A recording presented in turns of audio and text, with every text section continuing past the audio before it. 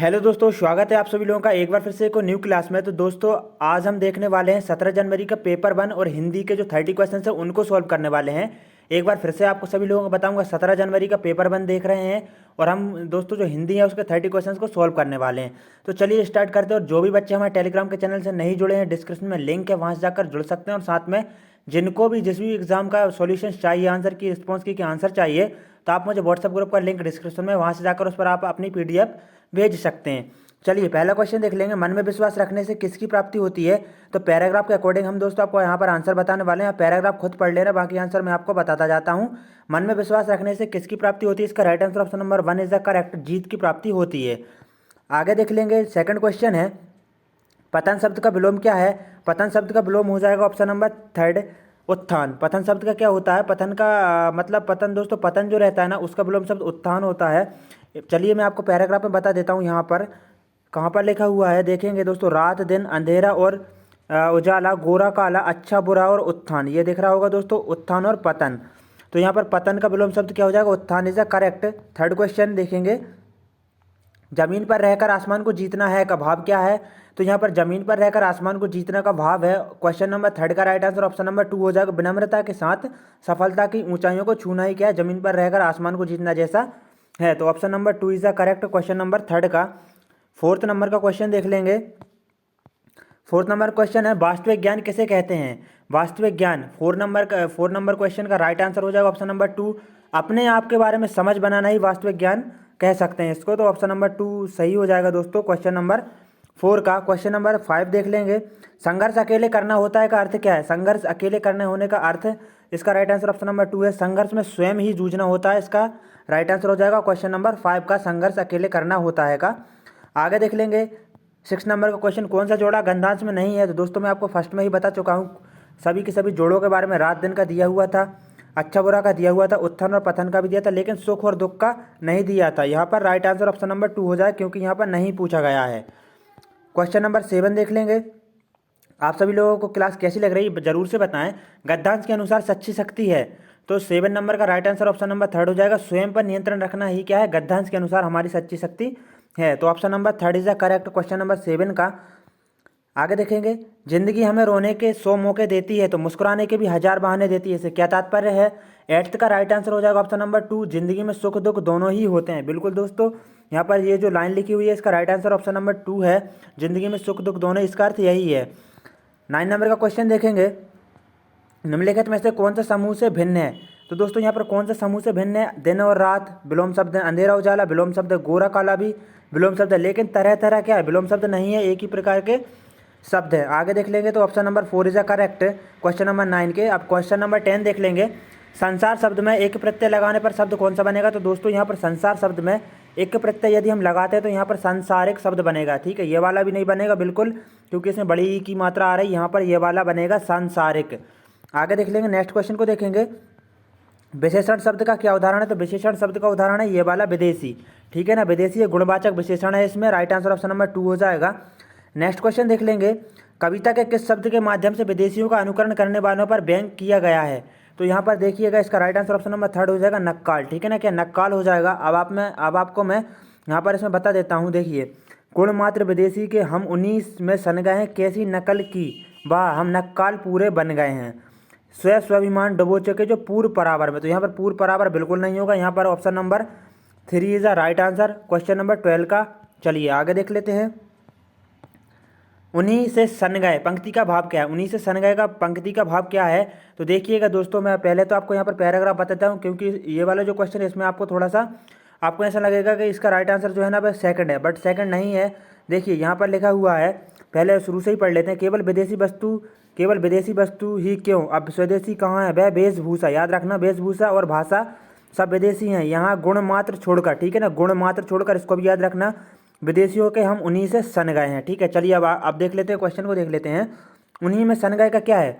देखिए, उन्हीं के जैसे हो जाने का मतलब उनको पूरी तरह से अपना लेना, मतलब उनके गुण भी अपने जैसे हो जाना, उनके जैसे हो जाना। लेकिन दोस्तों हमने सिर्फ उनके क्या रंग रूप को अपनाया है, तो इसका राइट आंसर ऑप्शन नंबर 4 हो जाएगा, उनके रंग पहनना। लेकिन ऑप्शन नंबर 2 नहीं होगा इसका। दोस्तों यहाँ पर नेक्स्ट क्वेश्चन भी है, उसमें आपको इसका पूरा का पूरा मतलब जो भी है वह सार समझ में आ जाएगा, लेकिन उसका राइट आंसर ऑप्शन नंबर 4 होगा। क्वेश्चन नंबर कौन सा है? 13 का option number 4 is the correct. आगे देख लेते हैं, कवि के अनुसार विदेशियों की किस बात की नकल नहीं की गई है। देखिए यहाँ पर साफ साफ लिखा हुआ है, कवि के अनुसार विदेशियों की किस बात की नकल नहीं की गई। तो हम लोग पढ़ चुके हैं, जो है गुण उसकी बात नहीं की गई, भाषा की कर ली गई है, वेशभूषा कर ली गई है, वस्तु की भी कर ली गई है। ठीक है, चलिए आगे देख लेते हैं, 15 का क्वेश्चन नंबर देख लेंगे। और दोस्तों यहाँ पैराग्राफ के जो अकॉर्डिंग क्वेश्चन है, तो उनके जो लास्ट क्वेश्चन है, इसके बाद हम शिक्षा शास्त्र के जो पेडागोजी उसके क्वेश्चन को पढ़ेंगे। जिनका स्वाभिमान समाप्त हो गया उनका जीना कैसा है, अशोभनीय है। बिल्कुल दोस्तों, right answer option number 4 is a correct. अब हम शिक्षा शास्त्र के क्वेश्चन देख लेंगे। द्विभाषी बच्चे या दो भाषा जानने वाले बच्चे किसी से बात करते समय प्रायः एक भाषा के शब्दों का प्रयोग करते हैं, क्या कहलाता है। तो देखिएगा दोस्तों, बहुभाषिकता क्या कहा जाता है। एक क्लास उसमें कई प्रकार के भाषा बोलने वाले बच्चे, तो वह बहुभाषिकता वाली कक्षा हो जाएगी। ठीक है, यहाँ पर लेकिन देखो, द्विभाषी बच्चे या दो भाषा जानने वाले एक बच्चा है, ठीक है, और किसी से बात करते समय प्रायः एक भाषा के शब्दों का प्रयोग कर रहा है, तो यह उसमें दक्षता है, उसमें ये योग्यता है। तो इसका राइट आंसर ऑप्शन नंबर 4 हो जाएगा। नेक्स्ट क्वेश्चन देख लेंगे। वाइगोस्की के अनुसार बच्चे साथियों के साथ सामाजिक अंतःक्रिया से सीखते हैं एक भाषा शिक्षक के रूप में। तो इसका राइट आंसर ऑप्शन नंबर 4 हो जाएगा। दोस्तों, जोड़े एवं समूह कार्य के लिए योजना बनाए ताकि वे साथियों के साथ क्या कर सकें, अंतःक्रिया कर सकें। बिल्कुल, वाइगोस्की जी क्या कहते हैं, एक बालक जो रहता है समाज के साथ अंतःक्रिया के साथ सीखता है। तो इसका option number 4 is the correct. Next question देख लेंगे।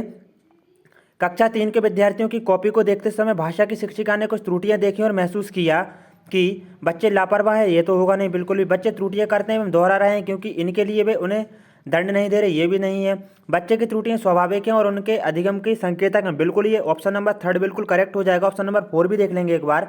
एक शिक्षिका के रूप में उसे इस प्रकार की त्रुटियों पर ध्यान नहीं देना चाहिए क्योंकि वे त्रुटियां अधिगम की महत्व नहीं रखती हैं। ऐसा कुछ नहीं है, अधिगम के लिए महत्व रखती हैं। तो 18 का राइट आंसर ऑप्शन नंबर 3 हो जाएगा। बच्चों की त्रुटियां स्वाभाविक हैं और उनके अधिगम की संकेतक हैं, बिल्कुल सही हो जाएगा 3। निम्नलिखित में से आप किसे भाषा की कक्षा हेतु प्रमाणिक सामग्री के रूप में स्वीकार करते हैं। तो इसका राइट आंसर ऑप्शन नंबर 4 हो जाएगा, समाचार पत्र। चलिए आगे देख लेते हैं। नेक्स्ट क्वेश्चन, भाषा के उत्पादक कौशल कौन कौन से हैं।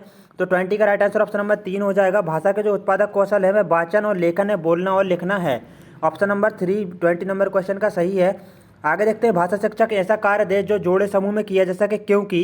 21 का राइट आंसर ऑप्शन नंबर 3 हो जाएगा। इस प्रकार के जो अर्थपूर्ण कार्य रहते हैं ना, अर्थपूर्ण कार्यों से बच्चे एक दूसरे की सहायता करते हैं एवं उससे सीखते हैं। तो option number 3 is correct. Question number 21 का 22 नंबर का क्वेश्चन है, प्राथमिक स्तर पर शिक्षार्थियों के आकलन के दौरान एक भाषा शिक्षक को मुख्य रूप से निम्नलिखित में से एक पर ध्यान देना चाहिए। तो क्वेश्चन नंबर 22 का राइट आंसर ऑप्शन नंबर 3 हो जाएगा। शिक्षार्थियों के निष्पादन के बारे में विविध तरीकों से जानकारी एकत्रित करना तथा उसे शिक्षार्थी एवं उनके माता पिता के साथ साझा करना, इस पर ध्यान देना चाहिए। राइट आंसर 22 का ऑप्शन नंबर 3 हो जाएगा। भाषा अधिगम के लिए सामग्री तैयार करने के सिद्धांतों में से एक है, तो प्रत्येक आयु वर्ग के लिए जटिल सामग्री नहीं चुनेंगे। सामग्री औचित्यपूर्ण तरीके से स्तर अनुसार होनी चाहिए, बिल्कुल यही सही हो जाएगा। किसी भी प्रकार की सामग्री चुनी जा सकती है, ऐसा कुछ नहीं है कि क्या 5वीं क्लास का बच्चा या 4th क्लास का बच्चा उसके लिए 12th क्लास की सामग्री चुन सकते हैं, कहीं ऐसा नहीं है। सामग्री छोटी तथा सीमित होना चाहिए, ये भी नहीं है। ऑप्शन नंबर 2 स्तर के अनुसार चुनेंगे। अब छोटी सामग्री अब 12th के बच्चे के लिए थोड़ी चुन सकते हैं, क्या है जो उसका स्तर है उसके अनुसार चुनेंगे। तो राइट आंसर ऑप्शन नंबर 2 हो गया है। यहाँ पर 23 देख लेंगे। भाषा अर्जन होता है, देखिए दोस्तों, मैं आप सभी लोगों को भाषा अर्जन की पहले एक डेफिनेशन बता देता हूँ। भाषा अर्जन बच्चा कब करता है, एक से जब तक वह स्कूल नहीं जाता, ठीक है। जब उसको पता नहीं रहता है, वह उसकी क्षेत्रीय वाला जो भाषा रहती है उसको सीखता रहता है, अनुकरण के माध्यम से सीखता रहता है, उसको क्या बोला जाता है, वह भाषा अर्जन बोला जाता है। और तब वह जो रहता है ना, वह चेतन नहीं रहता, ठीक है ना, अचेतन अवस्था में रहता है। और भाषा अधिगम किसे कहते हैं, जब वह स्कूल पहुंच जाता है, उसको पता रहता है, जैसे कि सेकंड लैंग्वेज इंग्लिश वगैरह सीखता है, तो वह क्या हो जाएगी उसकी, मतलब वह भाषा अधिगम हो जाता है जब वह चेतन रूप में रहता है। चलिए अब इस क्वेश्चन को देख लेते हैं। भाषा अर्जन होता है जब बच्चे को व्याकरण के नियम पढ़ाया जाए, ये तो बिल्कुल गलत है ये वाला, ठीक है। बच्चे को पुरस्कार जब दंड दिया जाता है, ये भी गलत है। बच्चे को भाषा के अवसर मिलते हैं। अब देखिए दोस्तों, एक बात बताइएगा मुझे कि जब बच्चा भाषा का अधिगम करता है, जब उसको भाषा का अवसर मिलेंगे तो उसका जो अधिगम भाषा है वगैरह उसके मतलब जो उसको जब भाषा के अवसर मिलेंगे तो वह भाषा बढ़ेगी उसको, ठीक है, वह अच्छे से अच्छे मतलब उसका विकास होगा भाषा का। तो ये वाला भी नहीं होगा।